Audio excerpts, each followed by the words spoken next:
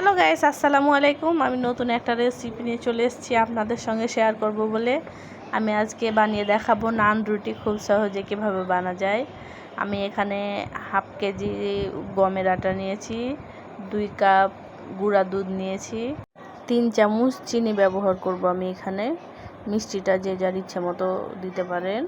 এখানে আমি 3 চামচ চিনি দিয়েছি, স্বাদ মতো এখন লবণ দিয়ে দিব। এখানে আমি ইস্ট ব্যবহার করব। আমি এখানে ইনস্ট্যান্ট ডেরি ইস্ট ব্যবহার করব। এখানে আমি 1 চামচ ইস্ট দিব। এই যে দেখুন, আমি এখানে 1 চামচ ইস্ট ব্যবহার করলাম। এখানে আমি 1 চামচ ইস্ট ব্যবহার করেছি, বেশি দেওয়া যাবে না, বেশি দিলে গন্ধ করবে।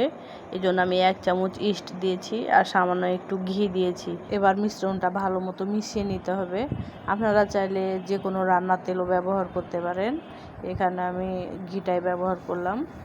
এবার আমি সবগুলো একসঙ্গে ভালো মতো মিশিয়ে নেব। এবার গরম পানি দিয়ে, হালকা কুসুম গরম পানি যেন হাতে ধরা যায় এরকম গরম পানি দিয়ে আস্তে আস্তে ডোটা রেডি করে নিতে হবে। একদম সফট আর নরমভাবে ডোটা তৈরি করতে হবে। অল্প অল্প গরম পানি দিয়ে ডোটা আমি ঠিক মতো সেট করে নিব।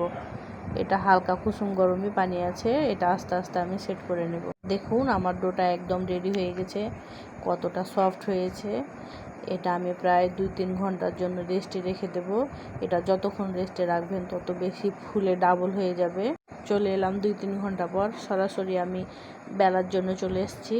দেখুন আমি কতটা মোটা করে এটা তৈরি করছি। দেখুন আমার সবগুলা নান রুটি তৈরি। এবার আমি সরাসরি চুলায় চলে যাব। এবার আমি চুলায় চলে এসেছি। মিডিয়াম টু লো হিটে আমার চুলাটাকে রেখে আস্তে আস্তে রুটিগুলা ভেজে নেব আমি। এই পিঠ ওই পিঠ করে রুটিগুলা ভেজে নেব।